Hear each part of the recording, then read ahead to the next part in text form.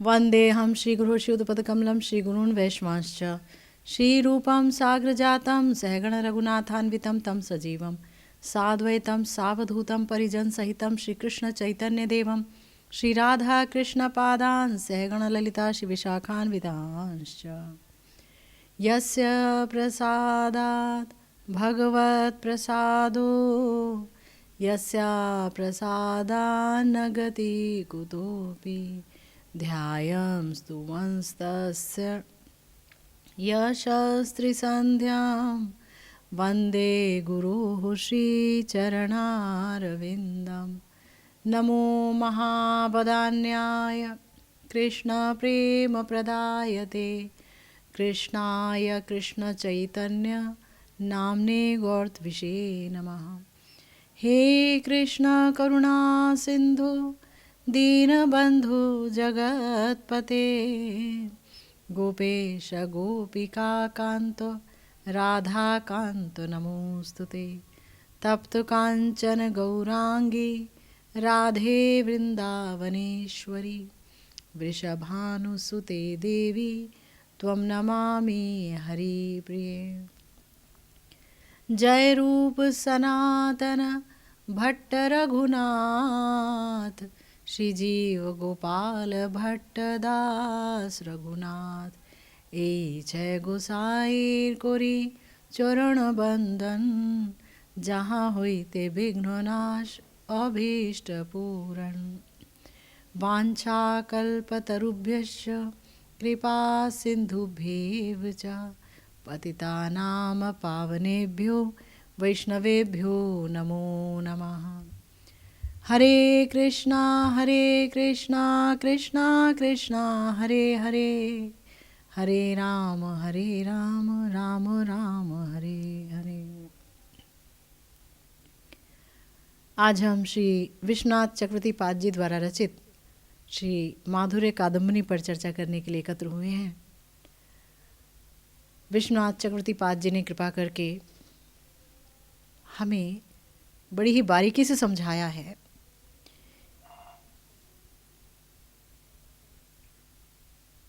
कि श्रद्धा से शुरुआत होती है भक्ति की, और श्रद्धा अगर शास्त्रिक यानी शास्त्रीय श्रद्धा हो, शास्त्रों पर बेस्ड हो, तो फिर वो जो श्रद्धा है कभी भी हिलती नहीं है। और ऐसा भक्त, ऐसा साधक धीरे धीरे सत्संग की ओर बढ़ता है। उसे एक अच्छे साधु संग में सुंदर सत्संग प्राप्त होता है और साधु मुख से हरि कथा सुनते सुनते वो फिर भजन क्रिया में आता है। भजन क्रिया जब आरंभ हो जाती है, यानी कि जब उसने एक गुरुदेव का, सदगुरुदेव का आश्रय ले लिया है और उनसे दीक्षा ले ली है, शिक्षा ले रहा है भजन की, तो भजन क्रिया प्रारंभ हो जाती है। भजन क्रिया जब प्रारंभ होती है तो अनर्थ निवृत्ति प्रारंभ हो जाती है, और अनर्थ निवृत्ति में बहुत समय भी लग सकता है ना। जन्म जन्म के अनर्थ हैं हमारे, तो धीरे धीरे अनर्थ कटते कटते, अपराध वगैरह करते करते समय लग जाता है। और जब ये होने लगता है और हो जाता है तो निष्ठा आती है। निष्ठा में अब भजन में शिथिलता नहीं लगती, शैथिल्य का अभाव हो जाता है। लेकिन वो भी तब जब पूर्ण निष्ठा आ जाए। उससे पहले अनैष्ठिक जब भजन हो रहा होता है तब फिर बहुत सारी स्टेजेस आ रही होती हैं। कभी उत्साहपूर्वक भजन करते हैं तो कभी आज भजन अच्छा हुआ तो कल बेकार हो गया, घन तरला, है ना। कभी विषयों से संग्राम होता है, कभी हम एक नियम बनाते हैं तो वो टूट जाता है, तो कभी खुद ही तोड़ देते हैं। बहुत सारी चीज़ें चल रही होती हैं।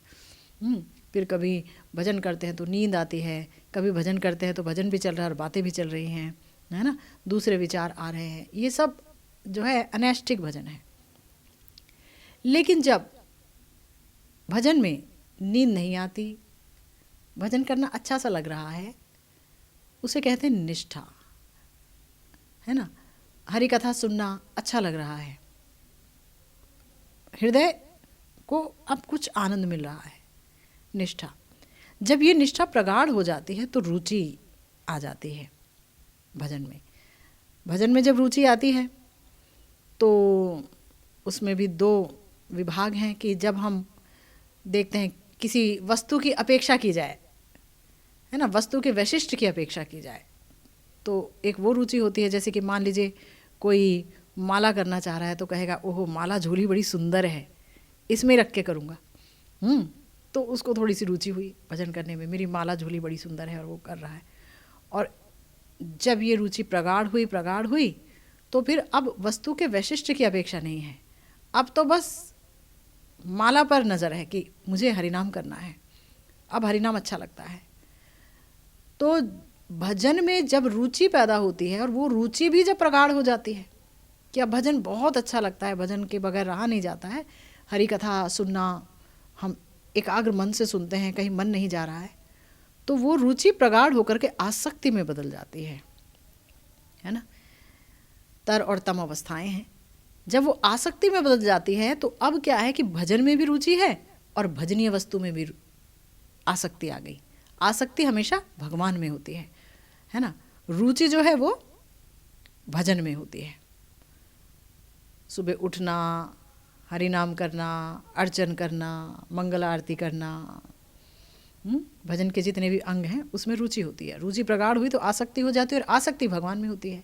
ऐसा नहीं है कि जब रुचि होती है तो भगवान में कुछ भी नहीं होता, भगवान में कुछ तो भाव, कुछ तो आसक्ति रहती ही है, लेकिन वो कम होती है। परंतु जब बढ़ जाता है ये रुचि का स्तर तो वो आसक्ति हो जाती है भगवान में। अब तो भगवान बहुत अच्छे लगते हैं और उनको देखना अच्छा लगता है, उनकी बातें करना अच्छा लगता है। यही आसक्ति, अभी आसक्ति तक हमारा अपना प्रयास चल रहा है, गुरु की कृपा भी चल रही है, सब कुछ चल रहा है, लेकिन ये आसक्ति जब प्रगाढ़ हो जाती है भजन करते करते तो ये भाव में बदल जाती है।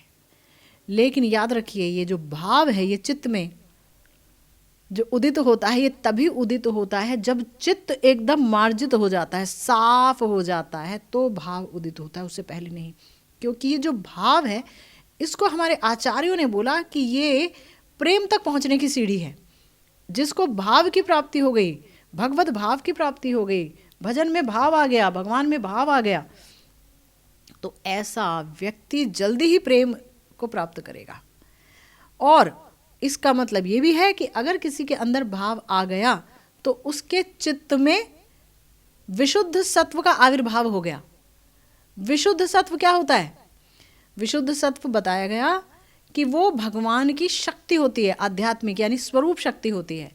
भगवान हमेशा अपनी संवित और आह्लादनी शक्ति के मिश्रण को, उसकी वृत्ति को संसार में निक्षेप करते रहते हैं, डालते रहते हैं, परंतु हर व्यक्ति, हर साधक उसको ले पाए नहीं होता।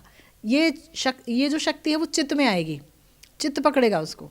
लेकिन चित्त अगर मार्जित होगा, साफ होगा, अपराध रहित, पाप रहित होगा, सरल होगा, भजन करते करते, तो वो पकड़ लेगा। और वहाँ पर अब क्या हो गया? भगवान की स्वरूप शक्ति आ गई और अब ये चित्त की वृत्ति में तादात में स्थापित करके धीरे धीरे भाव का रूप ले लेगी तुरंत। तो ये जो भाव है, यहीं से एक भक्त को साधक कहा जाता है कि ये साधक है जिसने भाव की प्राप्ति कर ली। प्रिया प्रियतम के लिए, निताई गौर के लिए, गुरु वर्ग के लिए, श्री वृंदावन धाम के लिए, हैं, हमारे समस्त गोस्वामियों के लिए, समस्त आचार्यों के लिए, जिसके अंदर भाव आ गया। भाव की पहचान क्या है? हृदय आर्द्र हो जाता है, हृदय में आर्द्रता आ जाती है, यानी कि गीला गीला हो जाता है।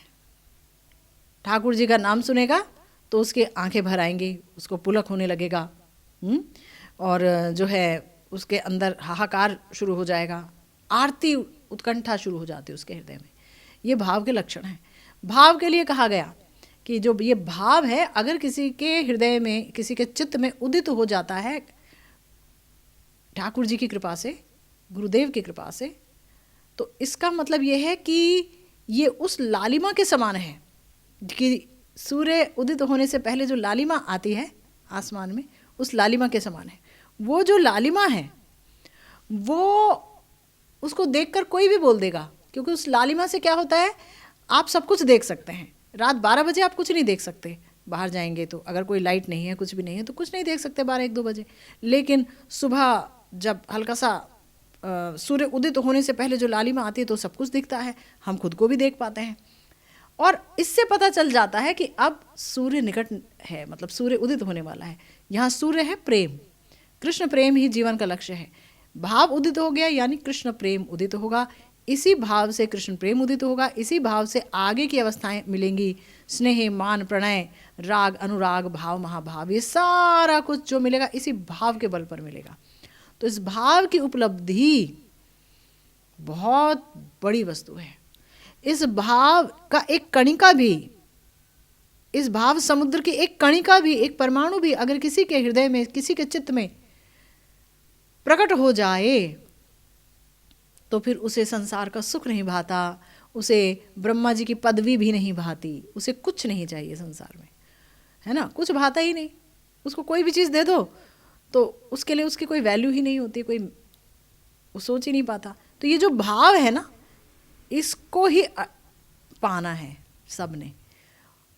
तो अब ये जो भाव है, इसको, जिसके अंदर ये भाव पैदा हो जाता है तो उसका एक नाम है जात रति भक्त, यानी इसके अंदर रति आ गई है। आज गुरुदेव इसके आगे की बात बता रहे हैं अपनी पीयूष कणा व्याख्या में। गुरुदेव कह रहे हैं कि जब किसी के अंदर ये रति जात होती है तो उसके अंदर ध्रुवानुस्मृति जागृत हो जाती है। अब हर पल हर क्षण वो युगल सरकार के स्मरण में लगा रहता है, अपने प्रिया प्रियतम, अपने राधा कृष्ण, अपने नित्यानंद प्रभु गौर हरि के स्मरण में लगा रहता है। मतलब वो उठते बैठते उसके अंदर ये चलता ही रहता है, वो उसे हटा नहीं सकता। पहले वो भजन को पकड़ता था, अब भजन ने और भजनीय वस्तु ने उन्हें पकड़ लिया। जब भाव पैदा हो जाता है ध्रुवानुस्मृति चालू हो जाती है ना। गुरुदेव ने एक शब्द का इस्तेमाल किया है, जब किसी के अंदर रति पैदा होती है तो साधक को ध्रुवानुस्मृति लाभ होती है। लाभ वस्तुतः यही तो असली लाभ है, और क्या लाभ है, सब कुछ तो छूट जाना है, लाभ तो यही है ध्रुवानुस्मृति। ध्रुवानुस्मृति अंते नारायण स्मृति जब बोला गया ना, जन्म लाभा परा पुंसाम अंते नारायण स्मृति। अगर इंसान का जन्म लिया है, इंसान की देह ली है, तो आपके लिए सबसे बड़ा जन्म लाभा, आपके लिए आपका जन्म तभी सार्थक है जब अंत में भगवान की याद आए, स्मृति होनी चाहिए। स्मरणांग भजन पर जोर दिया गया है। तो इसीलिए गुरुदेव ने कहा है, तो ये ध्रुवानुस्मृति प्राप्त ही तब होती है जब रति किसी के अंदर आ जाए। भगवान श्री कपिल देव ध्रुवानुस्मृति को ही निर्गुणा भक्ति का लक्षण बता रहे हैं। निर्गुणा भक्ति, ये संसार 3 गुणों से बना है, सतोगुण, रजोगुण, तमोगुण से बना है। सतोगुण से कोई अच्छा काम करता है, कोई पुण्य कर रहा होता है, कोई परोपकार कर रहा होता है सतोगुण से। पर सतोगुण भी बांधने वाला है, क्योंकि सतोगुण में जब कोई व्यक्ति स्थित रहता है तो वो इतना सुख महसूस करता है कि वो फिर भगवान के भजन में आगे नहीं बढ़ता, वो सुखी है, क्यों बढ़ेगा, है ना, सतोगुणी। रजोगुण, व्यक्ति दौड़ता रहता है, इतने सारे लक्ष्य बना लेता है, वो भी इस मर्त्य देह के लिए इतने लक्ष्य बना लेता है, कब पूरे होंगे, कब खत्म होंगे, खत्म करो ये सब कारोबार, है ना, वो रजोगुणी। और उसके लिए भी अगर वो सतोगुण में अगर वो भजन करता है तो भी भक्ति सतोगुण से विद्ध है। रजोगुण में रह करके भजन करता है, और रजोगुण की प्राप्ति के लिए कि हमारा ये सफल हो जाए, सकाम उपासना जिसे कहते हैं, रजोगुण में करता है, ये हो जाए, वो हो जाए, हमें ये मिल जाए, वो मिल जाए, तो भी वो जो है आपको कोई लाभ देने वाली नहीं है, उससे कोई आनंद नहीं मिलने वाला उस भक्ति से, वो शुद्ध भक्ति नहीं है, निर्गुण भक्ति नहीं है। अगर कोई तमोगुण में रहकर मोह से ग्रस्त होकर के भक्ति करता है ना, मेरे बच्चे सुखी रहें, मेरा पति सुखी रहे, मेरा ये रहे, इसलिए मैं ठाकुर जी को दिया दिखा दिया, मैंने इतनी माला कर ली, हमारे घर में सुख चैन रहे, तो ये मोह से ग्रस्त एक व्यक्ति की कहानी है। तो ये जो है तमोगुण हो गया, है ना। तो ये जो 3 गुणों से विद्ध अगर कोई भक्ति है तो वो शुद्ध भक्ति नहीं है। और भी इसके अनेक प्रकार के विभाग हैं, उसमें हम नहीं पढ़ेंगे, लेकिन निर्गुण भक्ति का जो लक्षण है वो ये है कि ध्रुवानुस्मृति, हर पल हर क्षण क्या तुम्हें प्रिया प्रियतम याद हैं।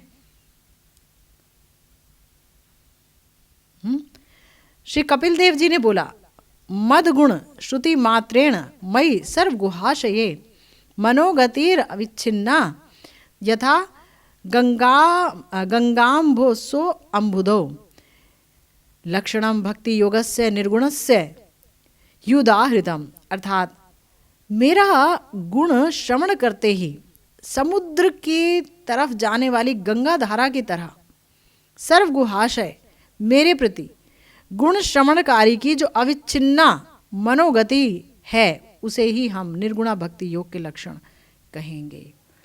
जैसे गंगा जी समुद्र की तरफ दौड़ती जाती हैं। आप जिस जगह में भी जाइए, गंगा जी जहाँ भी बह रही हैं, वो उनका जो लक्ष्य है वो है समुद्र में जा कर के और समुद्र में गिरना, समुद्र में मिलना। अब वहाँ बांध बना लो या वहाँ कुछ और उसे रोकने की कोशिश करो तो कुछ अन्य धाराओं में बढ़ जाएंगी, वो जाएंगी मगर वहीं कहीं से भी निकालो, बिहार से निकाल लो, कलकत्ता से निकाल लो, कहीं से भी निकलेंगे, इलाहाबाद से कहीं से भी जाएंगी मगर वहीं गंगा सागर में मिलने के लिए गंगा जी बह रही हैं। तो इसी तरह से अगर मन गंगा जी की तरह जैसे कि गंगा जी समुद्र के लिए बह रही हैं, मन अगर हर पल हर क्षण अपने प्रिया प्रियतम की तरफ बहे, उनकी स्मृति में रहे, तो उसे ही कहते हैं निर्गुणा भक्ति, विशुद्धतम भक्ति। तो जो मेरे गुण सुनता है और श्रवण मात्रे ही, मतलब मेरा गुण सुनते ही, मेरी कथा सुनते ही जिसका मन मेरी तरफ दौड़ने लगता है और वो समझ जाता है कि सब मेरे व्यक्तित्व का भी उद्देश्य, मेरी क्रियाओं का, मेरी चेष्टाओं का, मेरे प्रयासों का उद्देश्य सिर्फ और सिर्फ राधा कृष्ण की प्राप्ति है, तो वही व्यक्ति है सच्चा भक्त, वही भगवान की निर्गुण भक्ति में अवस्थित है, ये मानना होगा। तो गुरुदेव कह रहे हैं कि जो रतिमान साधक है ना, उसका लक्षण क्या होता है कि वो जागते हुए, सपने में और सुषुप्ति, यानी जब जागरण भी नहीं है और सपना भी नहीं है, आप सो रहे हैं ना, सपना भी नहीं है, गहरी नींद है, उसमें तीनों में ही, तीनों दशा में भी कभी भी कृष्ण स्मृति के बिना नहीं रहता है। कृष्ण स्मृति उसकी हमेशा बरकरार रहती है, जागते में, सोते में, सपने में और सुषुप्ति में। गुरुदेव कह रहे हैं जागृत अवस्था में साधारण मनुष्य का जो चित्त मन है वो जड़ीय रूप रस आदि विषयों के साथ खेलता रहता है, क्योंकि ये जो हमारी जड़ आंखें हैं वो आसपास जो कुछ देख रही हैं वो जड़ है, 5 तत्वों का बना है, पृथ्वी जल अग्नि वायु आकाश की बनी हुई है ना।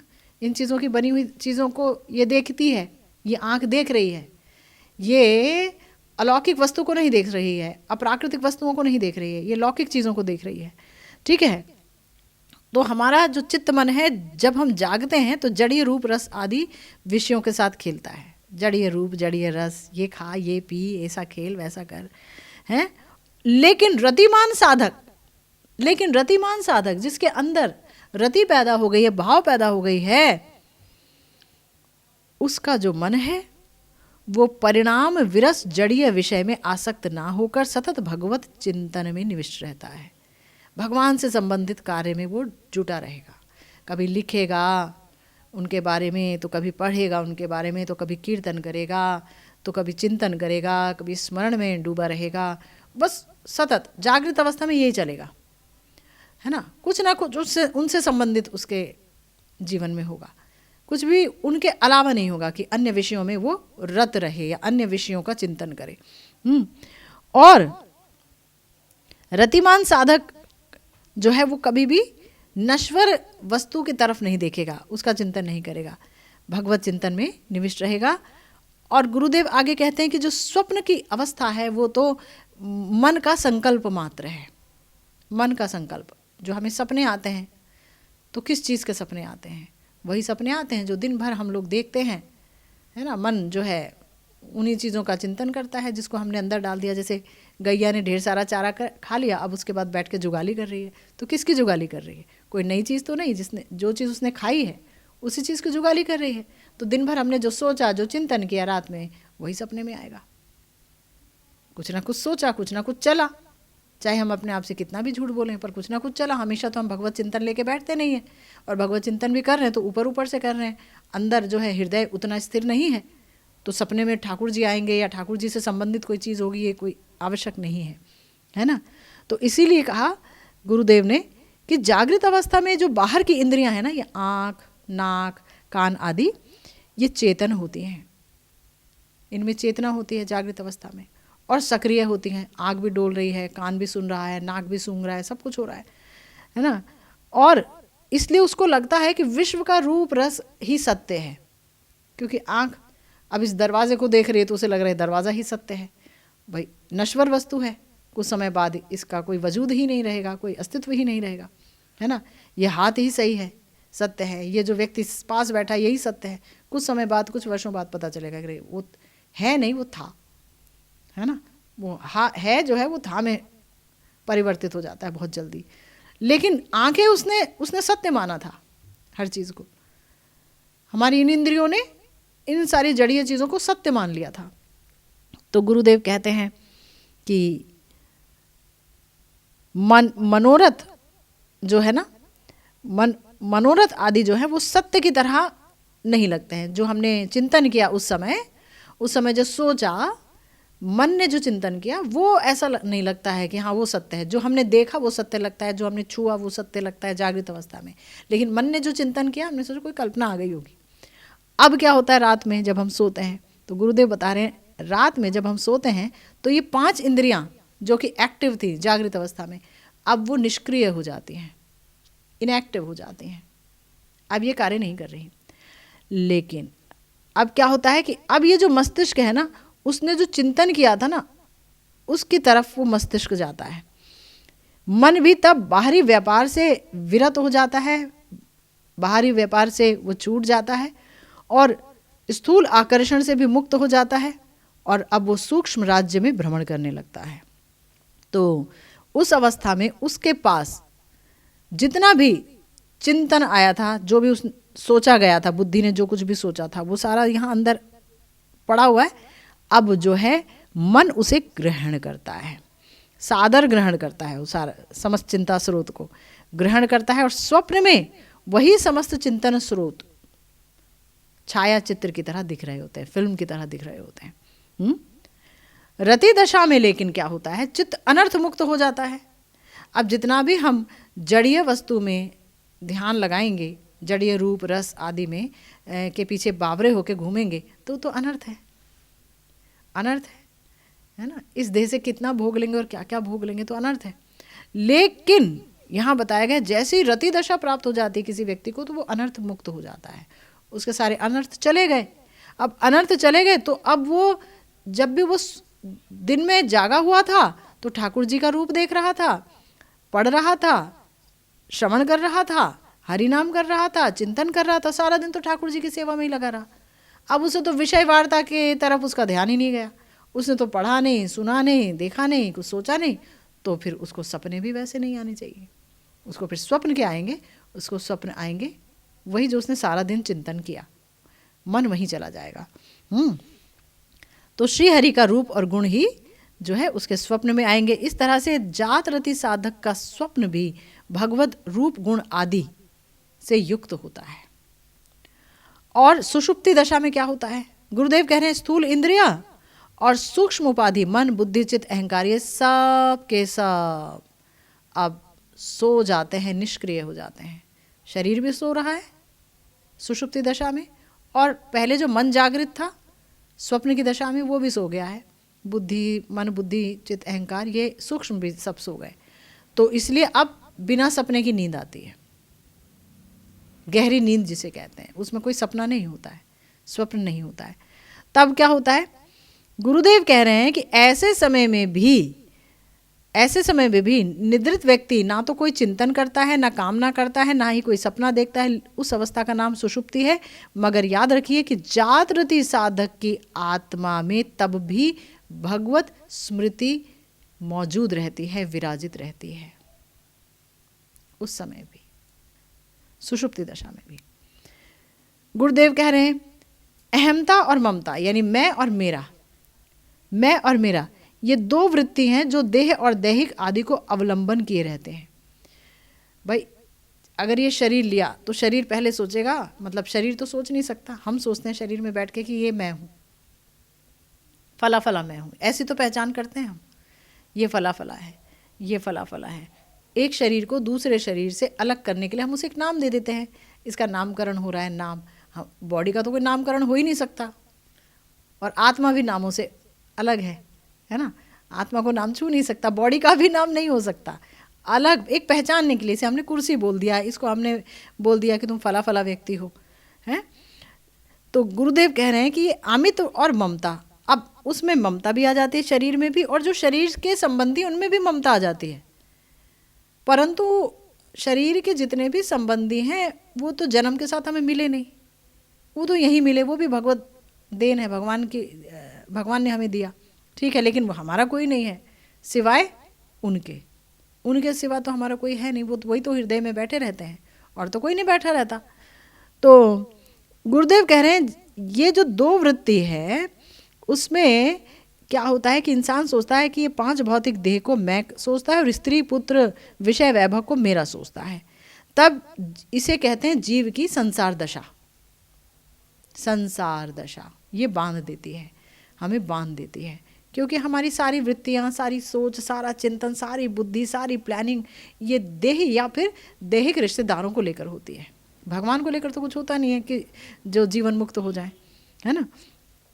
तो इसलिए गुरुदेव कहते हैं कि ब्रह्म ज्ञानीगण ज्ञान की अग्नि में इन दोनों वृत्तियों को जला देते हैं, इसलिए उन्हें कहा जाता है कि ये जीवन मुक्त है, ठीक है ना। जो सायुज्य मुक्ति चाहते हैं वो कहते हैं नयति नयति, कुछ भी नहीं है भाई, ब्रह्म के सिवा कुछ भी नहीं है, सब जगह ब्रह्म ब्रह्म है, ठीक है। तो उनकी दोनों वृत्तियां जल गई। गुरुदेव कहते हैं भक्ति साधना में मगर क्या होता है, जीव आत्मा का शुद्ध स्वरूप, भक्त यानी दास का स्वरूप, भगवान के दास का स्वरूप या फिर सिद्ध स्वरूप का जागरण घटता है।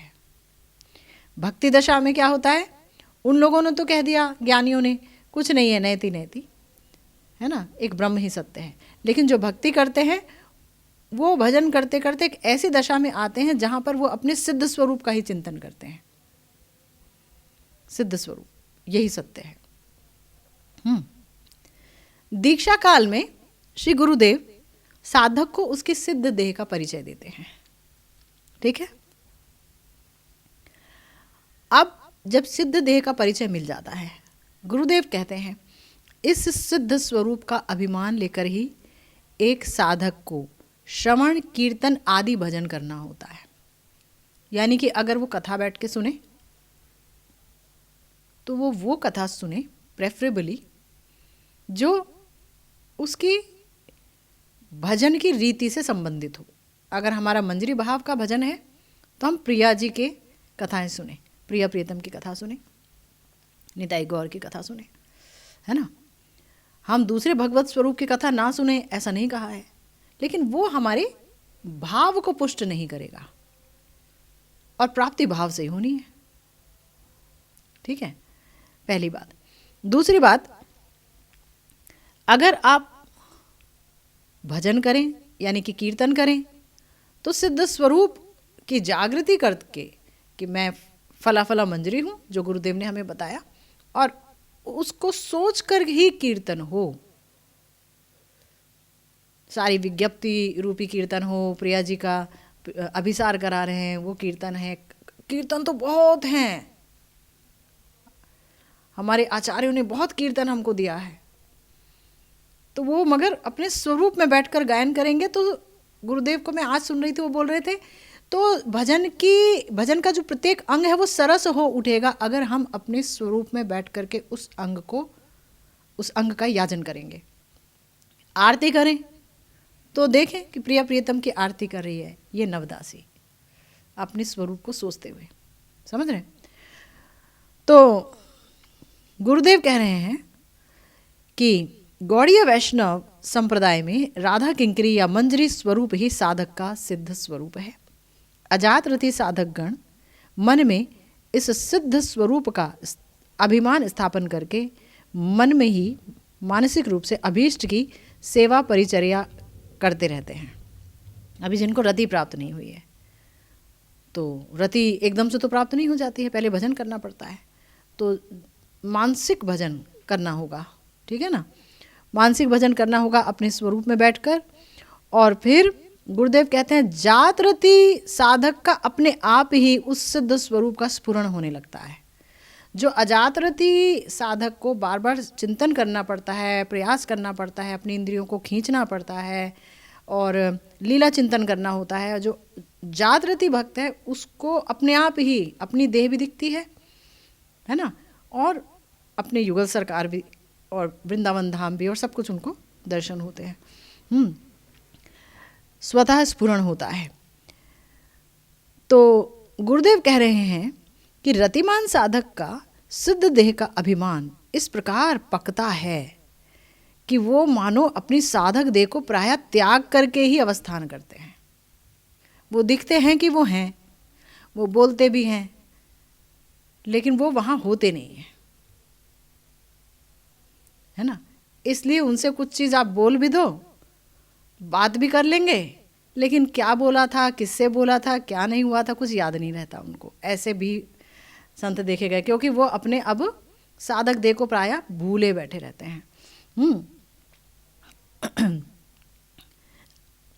गुरुदेव कहते हैं उनकी जो ममता है, अब भाई जब अहमता है, अहमता माने मी, है ना, मैं कौन हूँ।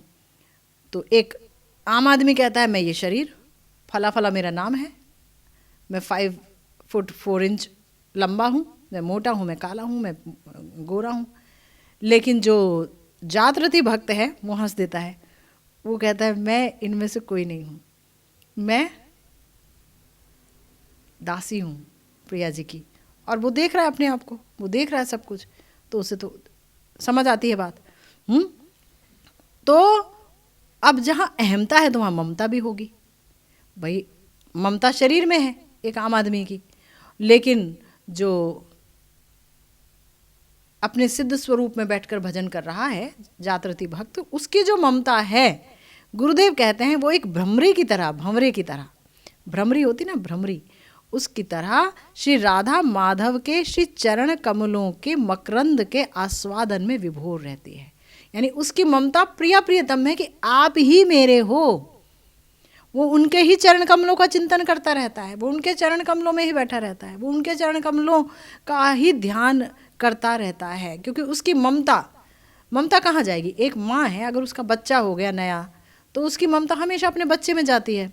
बच्चा भी कैसा कर रहा है, वो किचन में भी होगी तो भी बच्चे के बारे में सोचेगी, बच्चा बच्चा बच्चा। ममता कहाँ है, तो बार बार चिंतन वहाँ है जहाँ ममता है। सीधी सी बात समझिए। तो एक जातरति भक्त जिसको भाव की प्राप्ति हो गई है, उसकी ममता श्री राधा कृष्ण के श्री चरणों में ही होगी सदा सर्वदा, मधुकरी की तरह, मधुकरी की तरह। यानी देखिए मधुकर जो होता है ना, वो प्रत्येक पुष्प पर जाकर बैठता है, मगर तभी तक जब तक उसे कमल का पुष्प नहीं मिल जाता। जब वो कमल के पुष्प को देख लेता है तो उसके बाद वो कहीं और उड़ नहीं पाता। सारा दिन सारी रात जब वो वहाँ बैठ जाता है तो फिर वो उड़ना भूल जाता है। रात को कमल का पुष्प बंद हो जाता है तो वो उसके अंदर ही बंद हो जाता है, सुबह मृत पाया जाता है। जबकि वही जो भंवरा है वो अपने डंक से बड़े बड़े लक्कड़ को खोद के निकल जाता है, पर उससे कमल का एक पंखुड़ी नहीं खोदा जाता है। उसके मकरंद में वो ऐसा मत्त हो जाता है, छोड़ता नहीं है वो मगर कमल को। ऐसे ही ये जो ममता रूपी मधुकरी है, ये श्री राधा कृष्ण के चरणारविंदों को अपना लक्ष्य बना लेती है और वहीं पर बैठी रहती है ना। आगे गुरुदेव कहते हैं कि भक्ति जो है ना, जो अपने आप को गुप्त रखती है, तो भक्त भी क्या करता है, जातरति भक्त, उसके पास ये भाव रूपी महारत्न होता है, तो इस महारत्न को छुपा छुपा के रखता है। वो एक कंजूस की तरह हो जाता है एकदम, हमेशा लोगों से अपने भाव को गोपन करने की चेष्टा करेगा। गुरुदेव बता रहे हैं कि लेकिन होता क्या है, जैसे कि कोई बहुत खुश होता है, खुश तो चेहरा देख के कोई जानकार आदमी समझ जाता है कि इसके पास कोई ऐसी चीज़ है जिसको लेके बड़ा खुश है, ये हमेशा खुश दिखता है। उल्लसित चेहरे को देख करके उसके अंतर्धन का परिचय मिल जाता है ना। इसी प्रकार जो विज्ञ साधु हैं, यानी जो जानकार साधु हैं, यानी कि वो जो जानते हैं कि क्या लक्षण है भाव भक्ति के, से भाव रूपी रत्न की प्राप्ति हो गई है, तो वो उसके हृदय की रति का परिचय प्राप्त कर लेते हैं उसके कुछ लक्षण देखकर। गुरुदेव कह रहे हैं ये जो लक्षण हैं ये जात रति भक्त में होंगे ही। यही लक्षण है वो पैमाना, वो मापदंड जिसको देखकर व्यक्ति ये जान लेता है कि इसके अंदर भगवद रति है कि नहीं। क्या है वो लक्षण? हमारे प्यारे श्री रूप गोस्वामी जी ने अपने श्री भक्ति रसामृत सिंधु में कहा है, क्षांति अव्यर्थ कालत्वम विरक्तिर मानुशून्यता आशा बंधा समुत्कंठा नाम गाने सदा रुचि आसक्ति तद गुणाख्याने प्रीति तद वसति स्थले। ये सारे के सारे जो भी हैं ये भाव अंकुरित हो गया है उसके लक्षण हैं। गुरुदेव कह रहे हैं यानी शांति अव्यर्थ कालत्वम विरक्ति निराभिमानिता आशाबंध समुत्कंठा नाम गान में सदा रुचि भगवत गुणगान में आसक्ति और उनके वास स्थल में लीला स्थल में रहने की इच्छा। जिनके अंदर भाव का अंकुर मात्र भी प्रस्फुटित हो गया है, गुरुदेव कह रहे हैं उनके अंदर ये अनुभाव आएंगे ही। अगर किसी को बहुत भयंकर दुख मिले उसके बावजूद भी उसका चित्त अक्षुब्ध रहता है, इसी को कहते हैं शांति, यानी कि वो भजन से हटता नहीं है। अगर उसको बहुत भयंकर दुख भी मिल गया है तो छोड़ दे भजन, हटा दे माला, तो भी वो नहीं कर पाएगा, है ना। उसे कहते हैं शांति। दूसरा अन्य विषयिक व्यापार में, यानी कोई भी विषय संबंधित कोई बात हो, विषयों से संबंधित बात हो, संसार से संबंधित बात हो, उसमें अपने आप को ना लगाकर केवल भगवान का भजन करते हुए जीवन बिताना, उसे कहते हैं अव्यर्थ कालत्वम।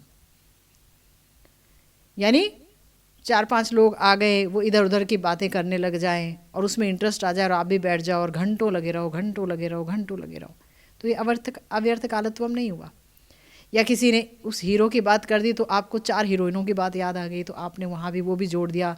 उसने एक गाना बोला तो आपने 10 गाने बता दिए। इसका मतलब आवेश कहीं और है ना। वैषयिक वार्ता में अभिनिवेश आ रहा है, इसका मतलब आवेश कहीं और है।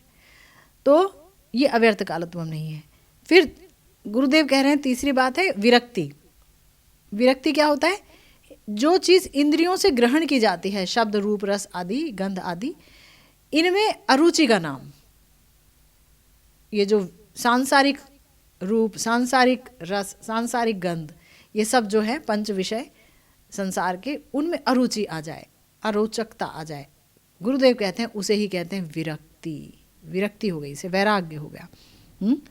और अपने उत्कर्ष के बावजूद निरभिमानता किसी के अंदर हो, बहुत गुणवान है, लेकिन उन गुणों को तो वो सोचता ही नहीं है, वो तो हमेशा अपने अंदर पाप और अपराध ही देखता रहता है। तो उसको गुरुदेव ने कहा मान शून्यता। अपने लिए वो मान चाहता भी नहीं कि मेरे लिए आप कोई मान कर दो, मान शून्यता। और दृढ़तर भगवत प्राप्ति संभावना, भगवान मुझे मिलेंगे ही, वो नहीं जा सकते, इसका नाम है आशा बंध। आशा है भगवान की प्राप्ति होगी ही।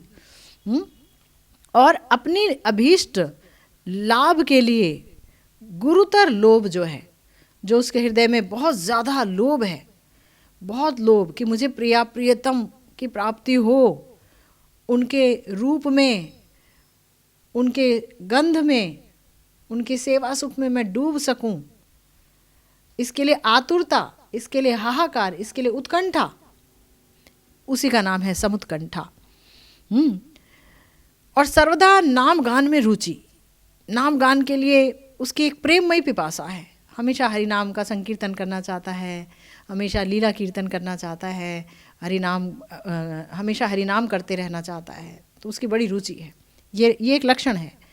और भगवान के परम माधुर्यमय गुण और लीला आदि के वर्णन में स्वाभाविक आसक्ति उसके अंदर आ जाएगी। ये भी एक लक्षण है, क्योंकि आप उसी के बारे में बोलोगे जिसके बारे में सोचते रहते हो, उसके बारे में निकलेगा ही मुंह से। इस संसार में भी अगर कोई किसी से बहुत प्रेम करता है तो उसकी बात उसके मुंह से निकल ही जाएगी, है ना। इसी प्रकार से जो भगवान से बहुत प्रेम करता है, राधा कृष्ण से बहुत प्रेम करता है, भाव आ गया है, तो वो हमेशा उनके बारे में बोलते रहना चाहेगा, हर पल हर क्षण कुछ ना कुछ उसके मुंह से निकलेगा। और श्री कृष्ण की लीला स्थली धाम में रहने की लालसा का नाम है तदवसती प्रीति, है ना। जहाँ भगवान ने लीलाएं की हैं ब्रज 84 कोस में, तो वहाँ रहना वो चाहता है, तो उसके लिए बोला गया तदवसती प्रीति। तो भगवद रति के अंकुर मात्र के पैदा होते ही ये अनुभव समस्त साधकों में दिखेंगे ही। अगर अंकुर भाव भक्ति पैदा हो गई ना, अंकुर भी जरा सी भी पैदा हो गई, तो ये 9 लक्षण दिखेंगे ही उसके अंदर। और इसी को अनुभव भी कहते हैं। गुरुदेव बता रहे हैं कि साधारणतः अश्रु पुलक आदि का उदय अगर किसी के अंदर देखा गया, कोई व्यक्ति है कथा सुन रहा है और उसके आंसू बह रहे हैं या पुलक उठ गया, तो ये मत समझना कि उसके अंदर भाव भक्ति आ गई, क्योंकि उसके अंदर ये 9 लक्षण है कि नहीं, पहले ये चेक करना होगा। अगर ये 9 अनुभव नहीं है तो जितना भी रोले और जितना भी गोड़ा गोड़ी दे दे, लोटपोट हो जाए, तो भी उसके अंदर भाव भक्ति नहीं है। ये 9 तो होंगे ही। गुरुदेव बोल रहे हैं कि देखिए, अंतःकरण की स्निग्धता ही रति का लक्षण है। हृदय द्रवित होगा ही, हृदय द्रवित होगा ही। भुक्ति मुक्ति कर्मी ज्ञानी कामी, हाँ, ये लोग भी रोते हैं, इनमें भी पुलक आता है। तो ये मत समझना कि ये रति का चिन्ह है, समझ लेना ये रत्याभास है। और ये रत्याभास भी 2 प्रकार के होते हैं, प्रतिबिंब और छाया। गुरुदेव कह रहे हैं जो भुक्ति मुक्ति कामी है, भुक्ति माने जो भोग चाहते हैं, सांसारिक भोग, और इसलिए भजन कर रहे हैं। हाँ, जो कामी हैं, जो मुक्ति चाहते हैं भगवान से, वो भी कई बार भगवान की कथा सुनते हैं तो उनके भी पुलक आ जाता है, आंसू आने लगते हैं, तो दूसरा आदमी बड़ा इम्प्रेस हो जाता है कि अरे वाह, ये तो बड़ा भावुक भक्त है। तो गुरुदेव कह रहे हैं कि नहीं, अगर ये 3 लोग हैं ना, भुक्ति मुक्ति कामी, तो इनका जो रति है इसे बोलेंगे प्रतिबिंब रत्याभास। रति का प्रतिबिंब मतलब रति है ना, उसका प्रतिबिंब पड़ रहा है, रिफ्लेक्शन, और रिफ्लेक्शन का भी एक आभास। रिफ्लेक्शन भी होता तो भी शायद कुछ होता, पर रिफ्लेक्शन भी पूरा नहीं, उसका एक आभास, ठीक है।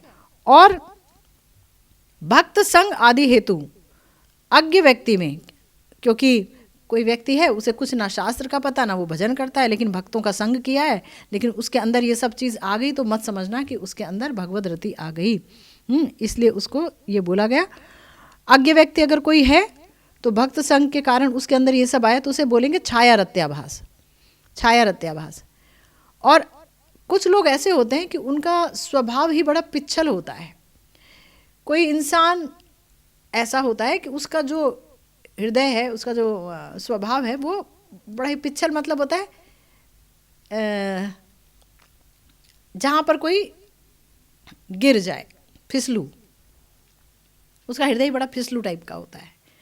तो क्या होता है कि अगर वो किसी की बात सुनता है और कोई संसार की बात उससे कर रहा होता है, तो वो उसके आंसू टप टप बहने लगते हैं। कोई भगवान की बातें करता है और वो भगवान की बात बड़े ही भाव से करता है, तो वहाँ आंसू टप टप बहने लगते हैं।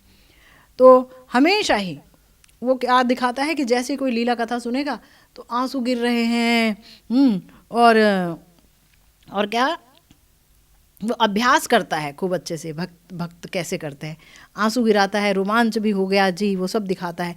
इस तरह से वो लोगों को ठगता है। गुरुदेव कह रहे हैं उन्हें तो हम रत्याभास भी नहीं बोलेंगे, वो रत्याभास तक भी नहीं है।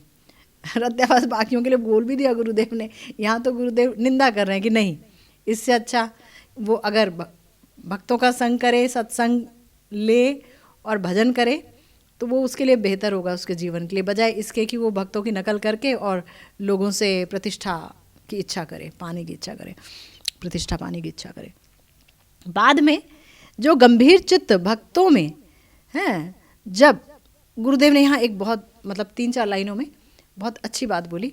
कुछ ऐसे भी भक्त होते हैं जो बड़े गंभीर चित्त हैं और सब समय भगवान का चिंतन चल रहा है, पर हो सकता है ना उनके आंसू गिरते हों, ना उन्हें पुलक उठता हो, तो भी गुरुदेव कह रहे हैं कि उनके अंदर ये अगर 9 लक्षण पाए गए तो उन्हें जातरती समझना होगा, चाहे वो रोएं चाहे ना रोएं। क्योंकि कई भक्त लोग मुझसे कहते हैं, माता जी हमको तो आंसू भी नहीं आते जब लीला चिंतन करते हैं, और पुलक भी नहीं उठते, तो हमारे अंदर तो कोई रति नहीं है। पर उनके अंदर 9 अनुभव मैंने पूरे देखे, 9 के 9 अनुभव। तो अब कैसे कह दें कि जातरती नहीं है? पूर्ण जातरती भक्त हैं, है ना। तो इसीलिए जातरती भक्त जो हैं उनके अंदर ये अनुभव होंगे ही, तो समझ लीजिएगा कि उनके अंदर रति पैदा हो चुकी है। और दूसरा व्यक्ति जो है उनको उन्मत्त समझेगा। कोई सोचेगा विक्षिप्त चित्त है, कोई कहते हैं बौरा गए हैं, कोई कहते हैं पगला गए हैं, कोई कहते हैं तो दीवाने हो गए हैं, इन्हें कोई काम ही नहीं है। इस तरीके से लोग बोलेंगे उन लोगों को जिनके अंदर रति पैदा हो गई है।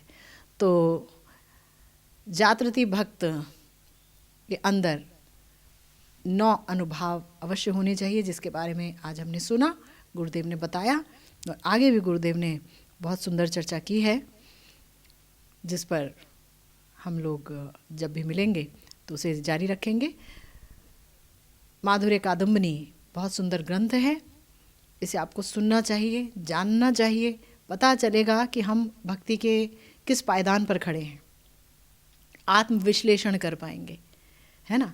क्योंकि हर कोई सोचता है कि हमारे अंदर भाव आ गया है, या कोई सोचता है हमें तो प्रेम हो गया है, लेकिन श्री विश्वनाथ चक्रवर्तीपाद जी ने बहुत अच्छी तरह से, जैसे मान लो कोई माइक्रोस्कोपिक व्यू दे दिया है, अच्छे से सूक्ष्म अति सूक्ष्म व्यू दे दिया है कि देखो कि तुम कहाँ हो। तो श्री विश्वनाथ चक्रवर्तीपाद जी अगली दफ़ा क्या कह रहे हैं जानेंगे हम। इसी के साथ आज की भागवती कथा यहीं विश्राम लेती है। जय जय श्री राधे श्याम। श्री गुरु निताई गौर सीतानाथ प्रेमानंदे। हरि हरि बोल।